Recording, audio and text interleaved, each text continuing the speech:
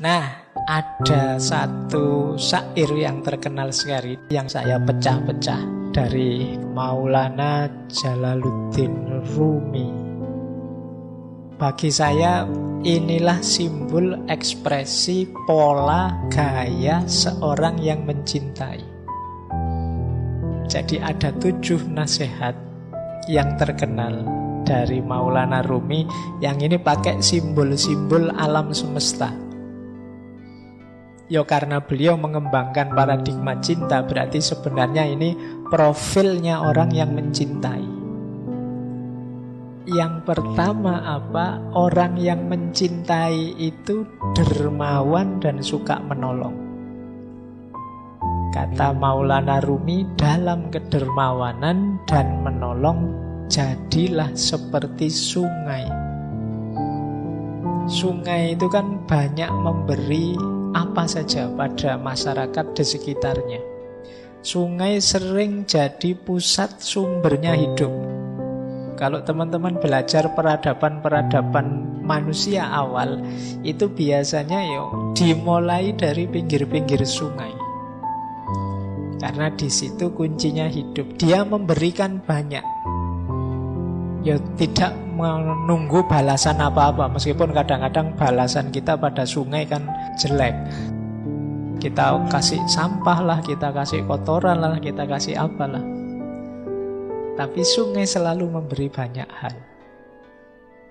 Nah, jadilah orang yang mencintai. Pecinta itu dermawan dan penolong seperti sungai.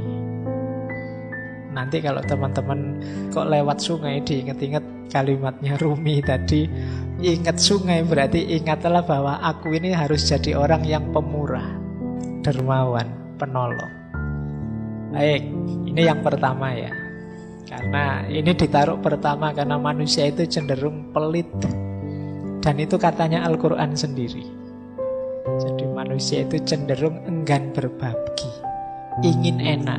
Biasanya kalau orang kok mau berbagi itu yang dibagi yang sisa-sisa, yang dia sudah menikmati terus bagi. Biasanya begitu. Makanya bahkan Al-Quran menegaskan kebaikan itu kalau kita menginfakkan yang kita cintai. Karena manusia itu cenderung pelit. Yang dikasihkan orang selalu yang sisa yang sudah dia nikmati. Makanya di banyak ayat itu Al-Quran kan nyindir kita, manusia itu pelit, manusia itu kalau memberi selalu yang jelek-jelek, sehingga terus ditegaskan oleh Al-Quran, lantanalul birro, kamu tidak akan dapat kebaikan sebelum berbagi apa yang engkau cintai. Hatta tunfiku ma tuhibbun. Oke, jadi dermawan dan menolong. Yang kedua, dalam ketulusan dan kebaikan jadilah seperti matahari. Matahari itu kan memberikan cahayanya, terangnya pada siapa saja, tidak milih-milih.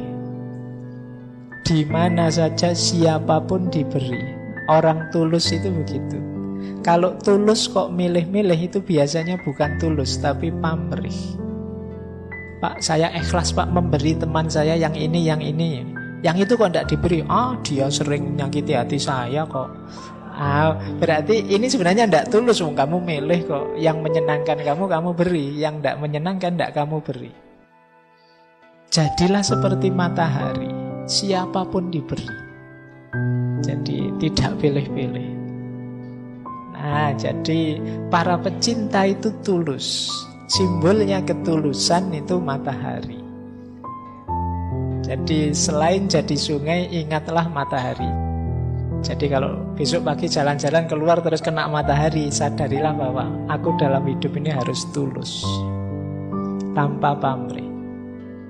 Matahari tidak pernah minta imbalan, kecuali matahari mall ya. Kalau kamu ke sana ya butuh, kamu harus bayar.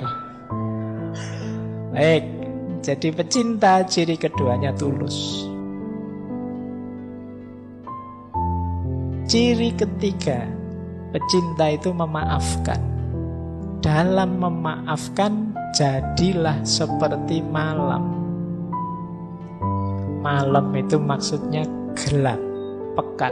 Sudah tidak ada apa-apa, tidak lihat apa-apa lagi. Jadi kalau kita sudah memaafkan orang, ya sudah. Anggap semuanya sudah tidak kelihatan. Jadi anggap semuanya sudah lenyap. Kayak kalau malam itu kita sudah tidak bisa lihat apa-apa lagi sudah. Nah, tidak boleh ada sisanya apapun. Pekat seperti malam. Kan sering kita itu memaafkan tapi ingin sedikit-sedikit membalas dendam. Yo, sekarang saya maafkan, tapi nanti mesti, ya itu sebenarnya belum memaafkan. Saya maafkan sih, tapi yo hukuman Allah tidak akan sama saja. Jadi kalau memaafkan seperti malam, sudah gelap kayak kita mau tidur, lampu mati ya sudah tidak lihat apa-apa, tidak ingat apa-apa lagi, terus tidur. Jadi kalau memaafkan seperti malam. Nanti kalau mau tidur malam hari, sadarilah bahwa wah ini malam ya, aku maafkan siapapun yang punya salah tadi pagi, kemarin, dan seterusnya. Nah ini yang ketiga. Jadi pecinta itu pemaaf. Yang keempat, dalam kemarahan jadilah seperti mayat. Ya manusia itu yang normal memang kadang-kadang marah, kadang-kadang tidak berkenan terhadap sesuatu. Tapi begitu kamu sadar sedang marah, jadilah seperti mayat. Mayat itu kan sudah tidak ngapa-ngapain lagi sudah. Berarti apa? Kalau sedang marah berhenti. Jadi jangan ngapa-ngapain. Kalau hadis itu kan kalau kita marah saat berdiri duduklah. Kalau saat duduk marah berbaringlah. Kalau berbaring kok marah wudulah. Bukan gulung-gulung muter-muter enggak. Jadi kalau berbaring kok malah wudulah. Sholatlah bila perlu. Jadi jangan memutuskan sesuatu, melakukan sesuatu. Biasanya orang marah itu kalau melakukan sesuatu nanti disesali.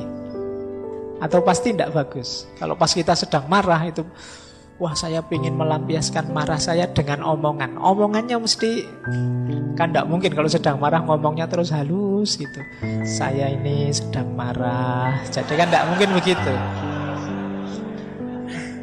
Jadi marah ya marah saja. Boleh tidak saya maki-maki sampean sebentar saja. Kan tidak mungkin begitu ya. 1-2 kata saja ya biar saya lega, boleh ya gitu. Oke, jadi tidak, kalau sedang marah yuk jadi kayak mayat. Yuk diam dulu, tidak usah apa-apa dulu. Nanti kalau tekanan darahnya sudah turun, situasinya sudah longgar, nyaman, itu baru memutuskan sesuatu, melakukan sesuatu. Termasuk pada siapapun yang kita cintai.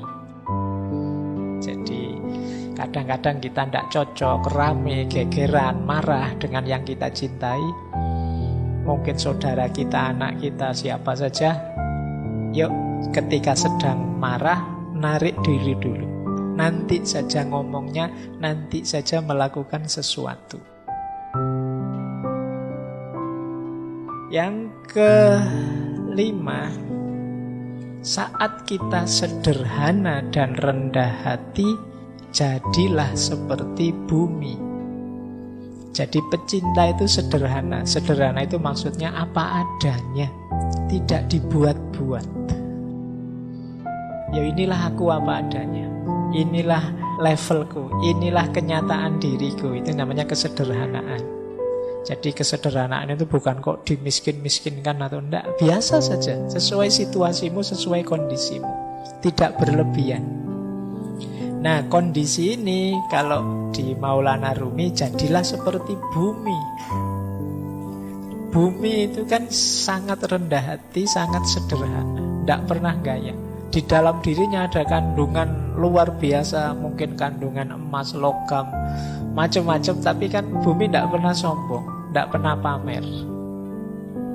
Dia rendah hati, diinjak-injak. Tiap hari kita mewarnainya dengan angkara murka, dia tetap teguh sebagai dirinya. Itu bumi. Jadi mari belajar dari bumi. Kalau kita jalan di atas bumi, sadarilah kasihan sekali ya bumi ini. Kita warnai dia dengan macam-macam.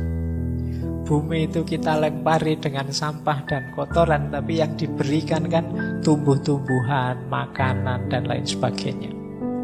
Nah, jadi orang yang sederhana dan rendah hati.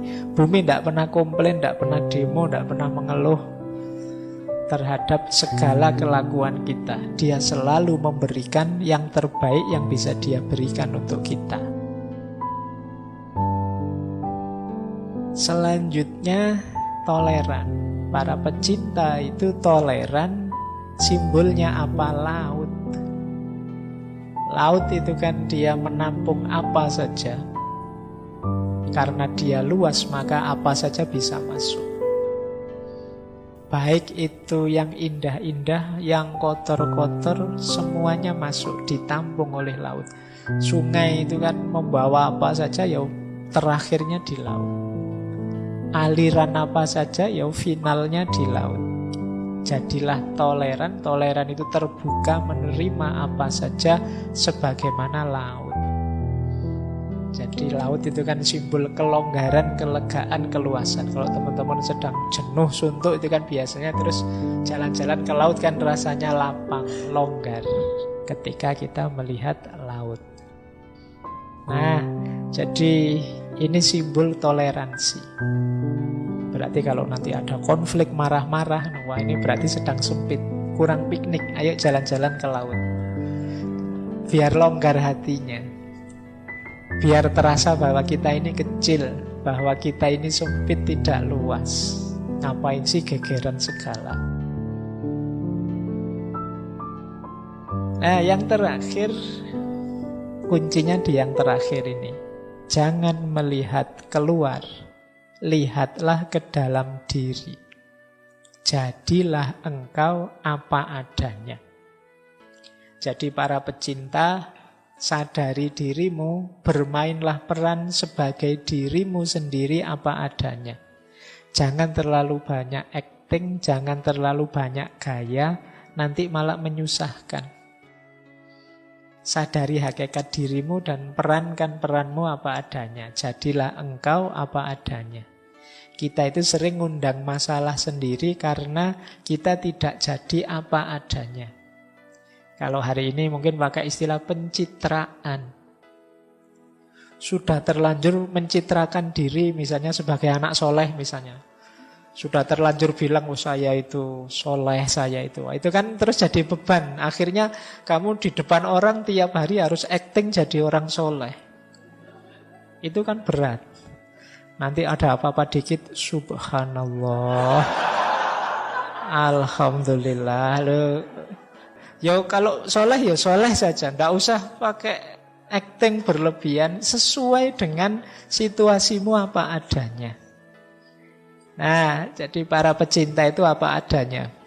Banyak ikatan cinta bubar karena para pecintanya ndak apa adanya. Kan banyak itu yang kalau pacaran itu begitu sayangnya, begitu nikah dapat 1 bulan, begitu menyesalnya dia, kok ndak kayak dulu ya. Sudah beda antara dulu dan sekarang. Kemungkinan dulunya terlalu banyak pencitraan. Akhirnya sekarang menyesal.